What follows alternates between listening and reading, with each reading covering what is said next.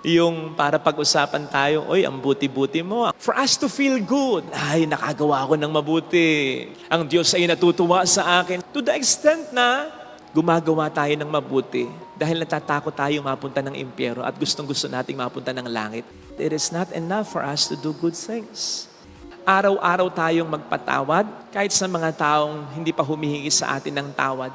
Araw-araw tayong magpigay kahit sa mga taong hindi nakakakita ng ating mga kabutihan at ang ginaganti pa sa atin ay kasamaan. Narinig po natin sa ating ebanghelyo ang sabi ni Kristo sa mga nagnanais sumunod sa Kanya.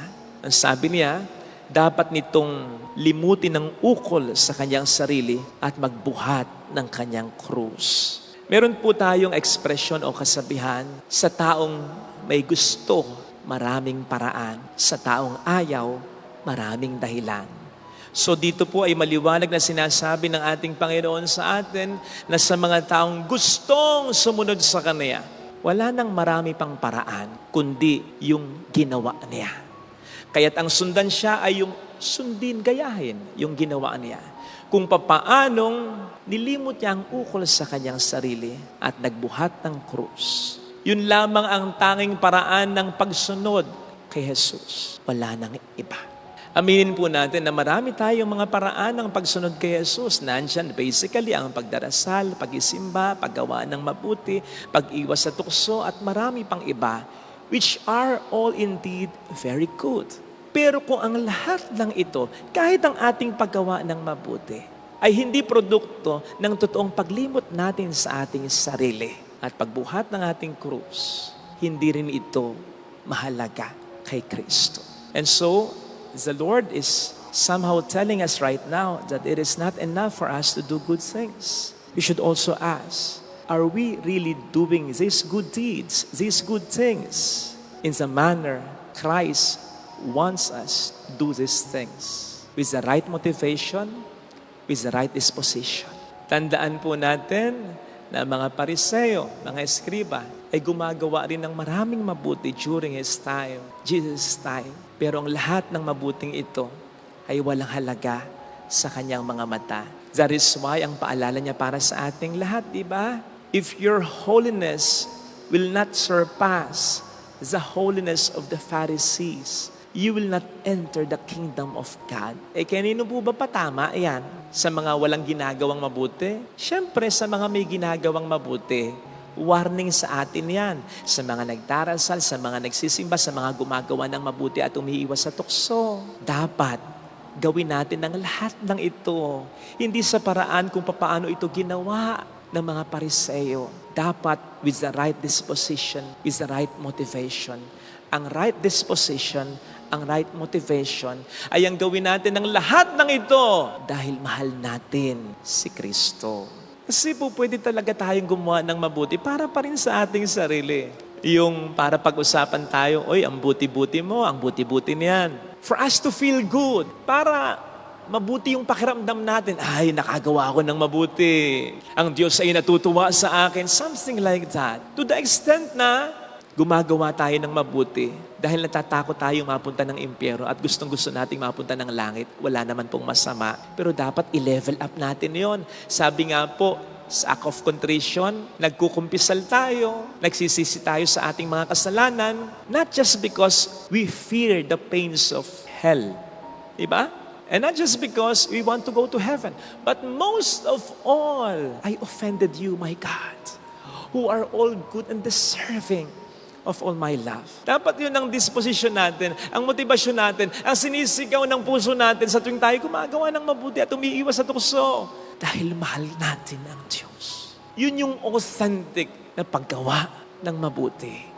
Itong isa sa mga napagnilayan ko nitong nakaraang retreat naming mga pari sa Baguio. Kaya po, nung Wednesday, nung Tuesday wala, nung Monday wala din ako. Ito yung natutunan ko, na-realize ko. Sa tulong na rin ng mga kapatid kong pare na nag-reflect tungkol dito. Ang sabi ni Father Adrian, madalas sinasabi nating mga pare, we are doing these things for God. Pero kung minsan, if we'll just be very honest with ourselves, we will realize, ginagawa natin yon para lang sa ating sarili. Kasi nandun na yung comfort zone natin eh. Nandun ang nakasanayan natin na. Dun tayo hinahangaan, dun tayo pinagpupugayan, dun tayo pinag-uusapan, dun tayo nakikitang gumagawa ng mabuti. Pero yung bang ginagawa nating mabuti, totoo ba na ang intensyon niyan ay mabuti? Sabi pa ni Father Caloy, yung 3 salita na sanay, mahusay, at tunay. Kami daw mga pare, sanay na kami mag-organize ng mga tao, magpatayo ng mga churches, mag-preach, i-form ang communities, mga tao, etc. Hindi lang kami sanay, kami rin ay mahusay sa mga bagay na yan. Pero ang pinakamahalagang tanong sa kahuli-hulihan, tunay ba namin ginagawa ang lahat ng ito dahil mahal namin si Kristo? At hindi dahil mahal lamang namin ang aming sarili at upang mahalin lamang kami ng mga tao. Maganda rin yung sinabi ng aming retreat master. Bagamat parang kinote lang niya yon, pero ang sinabi niya ay parang ganito ha. We may be running so fast and that is good. But the question is, are we on the right track? We may be running fast, but please be certain that you are on the right track. Sa madaling salita, ano man ang mga bagay na ginagawa namin, nasanay na kami't mahusay, magaling. Kung hindi ito totoong bunga ng paglimot namin sa aming sarili at pagbubuhat ng aming krus. Technically, kung hindi ito bunga ng aming pagmamahal sa Diyos, sayang lamang ang lahat ng ito sa mata ng Diyos. Pupwedeng hindi sayang sa mata natin, sa mata ng kapwa natin, kasi napag-uusapan tayo, naiisip na mabuti tayo, and we feel good about it. We feel that we are earning points in heaven because of our good deeds. Maaring hindi sayang sa mata natin at sa mata ng iba. Pero katulad ng sabi ni Kristo sa mga Pariseo at Eskriba, baka ganun din ang masabi niya sa atin. Nakuha na natin sa mundong ito ang gantimpala natin. Yan sana, sa grasya ng Diyos, ito ay iwasan natin. Mahirap ito indeed. No wonder ang sabi ng ating Panginoon sa parehong gospel reading. Pero St. Luke's version, sabi niya, if you want to follow me, deny yourself, take up your cross daily. Araw-arawin daw natin gawin ito. Araw-arawin nating limutin ang ating sarili. Araw-arawin nating sinusunod, hindi ang ating sarili kundi ang Diyos. Araw-arawin nating gumawa ng mabuti para sa Diyos at hindi para sa ating sarili. Araw-araw tayong magpatawad kahit sa mga taong hindi pa humihingi sa atin ng tawad. Araw-araw tayong magbigay kahit sa mga taong hindi nakakakita ng ating mga kabutihan. At ang ginaganti pa sa atin ay kasamaan. Araw-araw tayong magdasal na sinasabi sa Diyos ang ating gusto, pero sinasabi natin sa kahuli-hulihan, hindi ang kalooban ko, kundi ang kalooban mo, Panginoon, ang susundin ko. Araw-araw tayong magsisi sa kasalanan dahil mahal natin ang Diyos na pinakakarapat-dapat ng ating pagmamahal. Araw-araw na nating gawin ito hanggang sa mamatay na tayong tuluyan sa ating sarili at ang mabuhay na sa atin, katulad ng sinasabi ni San Pablo, ay si Kristo. Hanggang sa gumagawa na tayo ng mabuti at umiiwas na tayo sa tukso dahil ang pinagmumulan na nito ay ang pagmamahal natin kay Kristo. Ito kasi yung tunay na pagsunod yung inuuna natin ng Diyos bago ang ating sarili. Kaya nga kahapon kung nagsimba po kayo, di ba yun ang ebanghelyo? Sinabihan ni Kristo si Pedro, "Get behind me, Satan." Na kung itatranslate literally, Pedro, sa hulihan kita, wag mo akong pangunahan.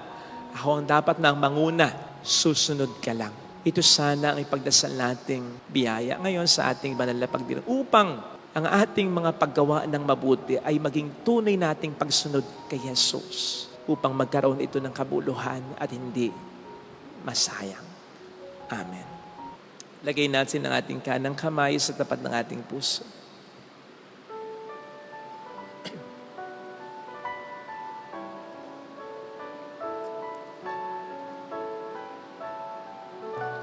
Awitin natin.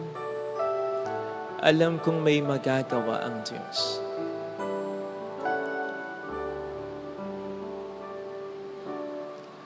Alam kong may magagawa ang Diyos. Alam kong may magagawa ang Diyos. Alam kong may magagawa ang Diyos. Kung ako'y magtatapat, Kung ako'y magtatapat sa Kanya'y maglilingkod. sa Kanya'y maglilingkod, Alam kong may magagawa ang Diyos. may magagawa Ang Diyos. Alam kong di ringgin ng Diyos ang samo ko, Alam kong di sapagkat mahal niya ako. ng Diyos Alam niya ang pinagdaraanan samo ko. ko. Alam kong di ringgin ng Diyos ang samo ko, Alam kong di ringgin ng Diyos ang tutulungan niya samo ako. Kung ako'y magtatapat, Kung ako'y magtatapat sa Kanya'y maglilingkod. sa Kanya'y maglilingkod, Alam kong di ringgin ng Diyos ang samo ko. di ringgin ng Diyos Pikit natin ang ating mga mata. Panginoon, tulungan mo akong makita ano yung mga mali sa mabuti kong ginagawa. Yung mabuti sa paningin ko, sa paningin ng iba, pero mali pala sa paningin mo, which could mean kulang.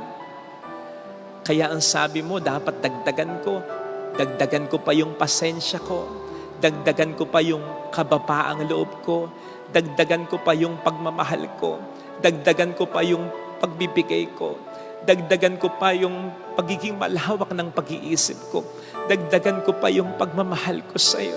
Tulungan mo kung gumawa ng mabuti, hindi ayon sa kalooban ko, kundi ayon sa kalooban mo. Hallelujah!